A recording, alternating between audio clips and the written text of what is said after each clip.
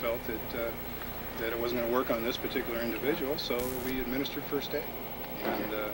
And at that point, we sat back and I talked to my boss, and we tried to go a different route. In the meantime, we found that we had a possibility of trying to cut them out with this nylon. We thought it was nylon, and it has worked on a couple, but like I say, out of 9 people that are locked down, I went up there just a few minutes ago, as you know, and there were still 7 that are locked down. So I came in rather early, and there was only one police vehicle here at that point, and very quickly 2 more were added to make sort of a, you know, the 1, 2, 3 in line like that. And in addition, some blue tarps were kind of raised up to sort of block the view under them and between them. Is there a reason why that was done, or what's the reason for the vehicles and the tarps? The vehicles is obviously to put some kind of blockade between us and the folks alongside the road, just so we can do our job. I'm not sure about the blue tarp. Well, the bystanders were calling it a witness exclusion zone. Well, like I say, you know, when it comes that difficult for me to have to worry about what's behind me and not what's going on and trying to solve the problem, then, you know, we talk about that dispersal order, which we haven't given, and, you know, it was something that we had to consider and did consider and probably still are considering as time goes on today. So it just makes my job a little bit more difficult to do when I have to be concerned on all sides. You know, so I don't want anybody to get hurt. I don't think he's going to let all of us in at once. I understand the cause. I understand PL's feelings, and you know, I'm very neutral in this, and I just have a job to do. And we got 9, 10 people now that are essentially under arrest, and our job is to take them into custody. So you say you understand LP's feelings, you understand the protesters' feelings as well. Certainly. You know, I'm in the middle, as we all know, and so are the guys that work for me. They're doing the best they can, and it's a tough job. It's a real tough job at this point. Okay. What I was I think I totally forgot what I was going to ask. I'm sorry. I've done that. I have to ask you something personal. We ran out of batteries in the early part of this interview. Running those. Will you be available at any other time today, or should I contact Dennis Lewis? Yeah, me or you know, I'm going to go back sometime into someone's arm and talk to my boss, Chief Gary Fell. And okay, you're mangling somebody. Your guys are mangling somebody. Well, I think it'd be really good if you let us witness. No, don't go up into the area. Would you guide us down to where the front vehicle is for a period of time if we don't? Not at this point. Yeah. To interview your victims, please. The victims? Yes. When you cut into someone's arms and when you ruin their eyesight for life, I think that qualifies them as a victim. And you know that if a citizen were to do that, the person would be well within their rights to call you guys to come protect them, to serve and protect them. So can we please go over and see what's happening? I think what you're saying is that I think I know what she's saying. I mean, she's putting me, she's putting me in a difficult spot. No, I'm not. I'm asking you to guide us over there. Well, me and you are here. We don't know what's going on there. Well, why don't we go take a look? You've already assumed that somebody. Well, no. I mean, I think we'd like to go see.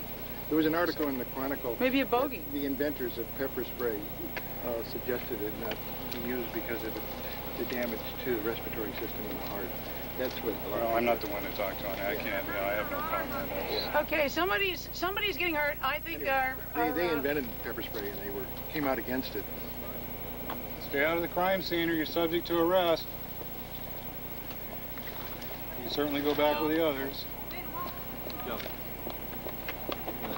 Everything okay? I don't know. Would you walk over there with me and let me please take a look? Why not? Because I'm not going to let you do that. Why? Want to ask me some questions, do Okay. Are they mangling her over there like these people say? Of course not. These guys are professionals. They're experts. No. Yeah. It's like they ever make mistakes? Well, we're all human. We certainly don't try to hurt anybody. You know. In court, the man who pepper sprayed people in the lumber company, he said he had a half an hour's training. And this officer was given probably as much as the others. And it's, I think you probably, I don't know if you have or not, you sat down and talked to my boss. I mean, it's one of those things that, you know, it doesn't take long to figure out how to use. And personally, I don't want to use it on myself, find out if it works. But I know a lot of the law enforcement officers have done that. so they understand the effects. Any estimation how long the operation will go on today? Yeah. It's hard to tell at Got this two point. people out since, 7 this morning? How many are here now? How many law enforcement officers? 7. Oh, how many law enforcement officers do we have? I'm not sure. 7. CHP brought a few in. You'd have to ask Kim how many they got. We had about 6 or 7 of our folks. How many do you guys have? The Highway Patrol originally responded with 3 officers for traffic control purposes, and because of the time we've been out here, we've brought down 4 more officers. So you've got 7, so you've got about 14. Right. Again, about what's going on over there, I mean, I'm the public the easiest sheriff's thing to officer do, if there's any doubt, would be to just let me go over there and take a quick look. I've been on this one step out of line to see. Show us your wrist. Show us. Go to the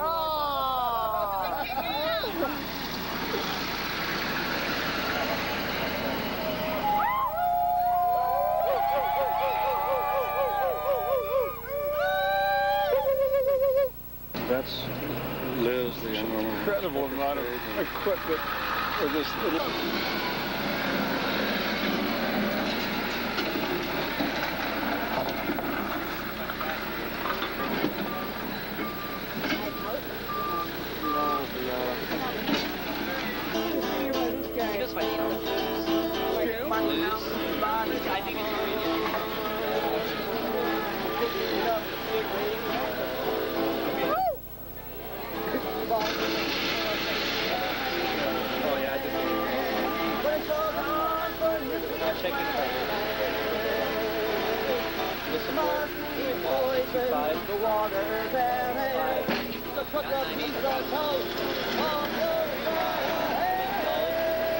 The loader just went in about 4 or 5 minutes ago.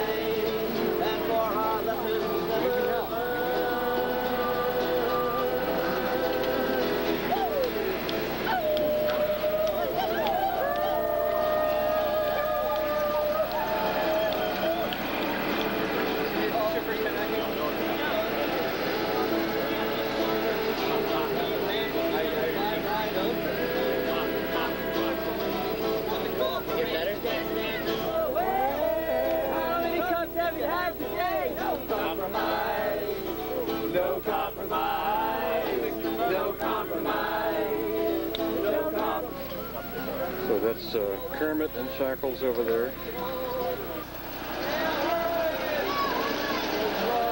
They'll lay you off.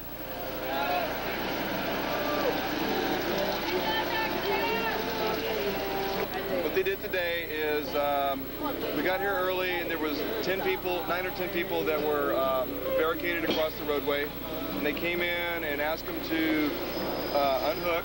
They didn't, and so they used pepper spray, swabbed it directly on the eye of one of the young ladies, and threatened to do it to somebody else because they knew that another person had asthma. What do you think of that? I think, first of all, they should have tried cutting them out. I mean, they went straight to the pepper spray, and I think it's pretty sick, actually. That's what I think. It's the first time they've used pepper spray pretty much since last year. No, they used pepper spray yesterday. Right. Yeah, there was somebody up there clamped down to one of their loaders, and they went up there. So what do you think about this, the fact that they kind of resumed it after all this time? I think that they think it's business as usual. They're starting to wake up to realize it's not business as usual anymore. Well, why isn't it business as usual? Because we're not going to go away. This is going to bring so many people around here. I mean, it's just not going to be business as usual anymore. I mean, they killed somebody a couple of weeks ago. They're hurting people